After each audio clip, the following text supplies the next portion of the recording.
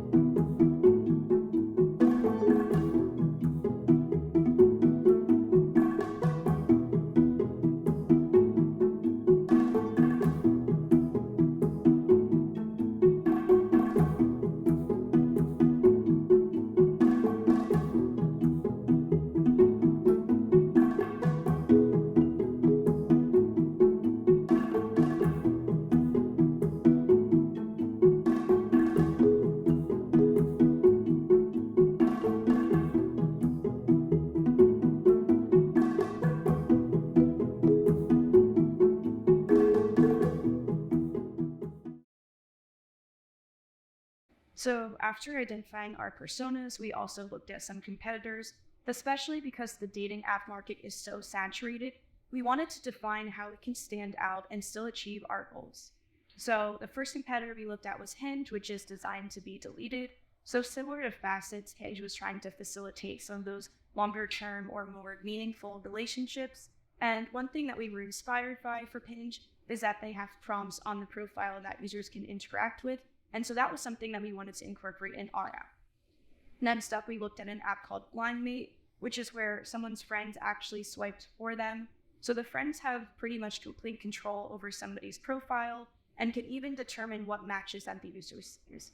So when looking at Facets, we wanted to have more of a balance between how the user interacts with their profile and potential matches and what their friends can contribute. And lastly, we looked at Tinder, which is the most popular dating app worldwide, but Tinder contributes to some of those negative UX patterns that we were talking about, so we wanted to figure out how we can be different from them.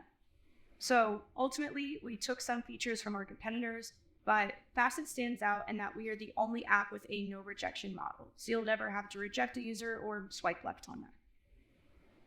All right, let's take a look at our design iterations. Starting with our lo-fi testing, this was really about our first steps. It was about implementing our first ideas of how we wanted tests to look, behave, interacted with by our users. And so we were really trying to hammer out our workflows.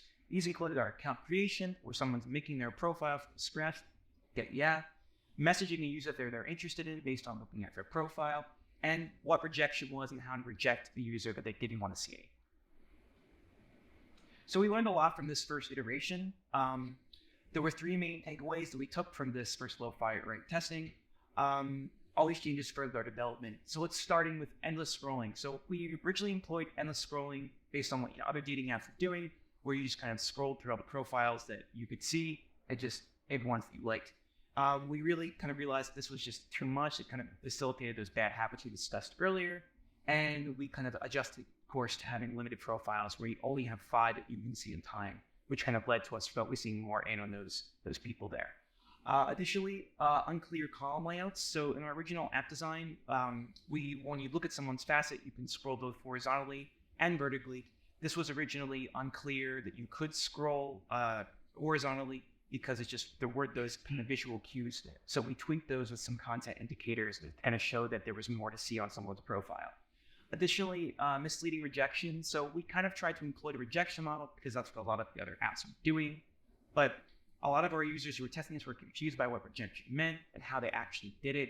And so we kind of stepped away from rejection and employed a no rejection model where you don't actually really have to see no to someone. You could just refresh and move on to new people to look at. So going into our mid-fi testing, we focused on 3 main goals. The first was, now that we've implemented feed refreshing, what users thought of it and how it fit into their mental model of the app as a whole. The second was our new approach to messaging. Previously, you could message someone just from that profile or a prompt and refine it so it's really only based on prompt to spark those more unique conversations about specific topics. And lastly, we introduced some profile actions, which might seem like a minor detail, but we were getting a lot of questions first about safety. So how do I report someone, or how do I just hide them from my feed if I really don't want to see them? And also about recommendations. As you can see on the feed, we have a recommendations feature, and a lot of people were wondering how that fit into the app as a whole. So we introduced some profile actions to respond to these questions that we were getting. And based on that, we outlined 3 main design improvements. So the first was that profile scrolling still needed some more refinement. So the usage of both horizontal and vertical scrolling just felt too loose to users. It just felt like a big scrolling grid instead of more structured. And so in our developed product, we do have snapping columns, but we weren't able to have that in Figma. So we also introduced a carousel indicator for better position referencing. Secondly, messaging was still unclear. Our icon was getting lost because the page was very busy, and the task flow was still confusing for users. So we refined it even further, so when you tap a card, it will directly open a chat, reducing the number of clicks and steps that a user has to do. And lastly, the facets were lacking structure. Users preferred to read them from left to right, and so we made sure that we enforced a sequence in that. So the first one is always from the profile creator, and then it's followed by what their friends are saying about them. So as we move on to our high fidelity, here we use this for a lot of refinements. You'll see that our prototypes are now updated to a full color prototypes, incorporating all our elements of design to enhance the visual appeal and user experience. We've improved account creation by making it a lot less overwhelming for users. We've now broken up the flow into sections to guide the user along as they go. We've streamlined messaging from increased clarity and efficiency. As Jill said, we now are using prompts to initiate conversation. And lastly, we implemented UI for editing and customizing your profile. So we were getting a lot of concern from users about how they can take back some control on how they're received on Facets. So by allowing them to edit the specific elements, they now can choose how they're perceived. And from that testing, we now are in our final refinement. And here we have more streamlined actions. So we made our tasks more streamlined to make actions quicker and more intuitive. And we reduced steps in our main task flow, making messaging and editing your profile a lot more efficient. And you'll see a lot more of our unique brand identity coming through with the purple and our gradient and our unique iconography as well. And lastly, we adjusted the white space to establish stronger hierarchy and better spacing, which then improved the overall readability for all of our users. So now let's dig a little deeper and explore what a Facets user's journey would look like.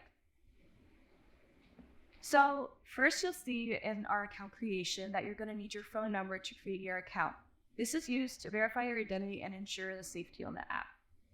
And while our information input flow may seem standard to other dating apps, we've actually cut it down to the 8 most essential steps that we felt were necessary for Facets functionality. And these steps are steps that users are typically already familiar with, and this helps them get more comfortable with their first interactions with Facets. So now making your actual facet. So your facet is made up of 3 fun prompts and images that you upload. These prompts are randomly generated in our database, and if you feel like you don't really connect with a specific prompt, you can always get a new prompt, which will then give you a new randomly generated one.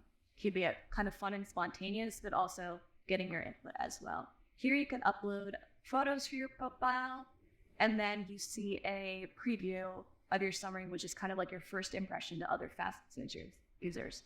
And as you finish, you can copy the link to send to your friends to get them to help build your profile as well. And on your Facets home screen, you can view a curated selection of 5 profiles. And when you find a gem that sparks your interest, you can learn more about them in their profile. Your profile is a collection of facets, featuring your personal facet first with images and prompts that you have uploaded in your account creation, and followed by facets that from your friends who you've invited to the app to help build your account. You can also see the duration of friendship, which adds credibility and context to what you're seeing. And you can connect and spark up a conversation with someone by using their prompt response as a conversation starter. And our no rejection model enables users to truly explore each individual profile and encourages intentional decision making with a limit of 15 people per day. So from this page where you can see your profiles, other users we see it, you can also add some additional info. Users can fill out information that feels pertinent to them, like their hometown, where they went to school,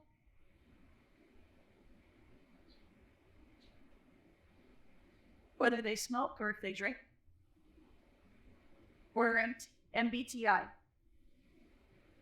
Those that aren't relevant to you can be left blank and won't show up. Back to your profile, these will show up as panels of time on your page. So wrapping up, we obviously are really happy with a lot of the work we did for the last 6 months, but there's always things to improve on. So let's look at see what we can do better for next time. So if we have more time, starting first, we wish we could have had time to research and develop an actual algorithm. So that way, based on what a person inputs in their profile creation flow, the users that they want to see based on those specifications actually populate. We just kind of did a random generator based on the users that we created for this MVP, and we just didn't get around to making an actual algorithm yet. Additionally, while our original mission was to have this as a native mobile application, because we wanted a feature that included having friends add to your profile, it just was doing too many hoops in one, in this term, and it was out of scope of trying both. So while Facets is a fully responsive web app, it is a web app, so we wish we could have actually had it as a native app. And finally, we just wish we could have had some other functionality that we got to add into this application. For instance, our messaging is a smoke and mirror part of our MVP. It doesn't actually work. We wish we could have implemented more features like that in our final build. Also, if we had more time, we were adding more micro interactions and animations, making the UI more dynamic and fluid and more fun to use. We would have tested the product with a broader audience. We primarily tested it with college students and testing with older users to help us understand inward designs translate well with dying age range. And lastly, we want to talk to more experts in it. Early in the year, we did reach out to a couple of psychology professors to figure out what they had to say about people's relationships and mindsets when it came to dating apps. Unfortunately, due to scheduling conflicts, we weren't able to hear feedback, but this would be something pivotal to use with our research to make sure that our app is spectacular. Thanks so much for listening.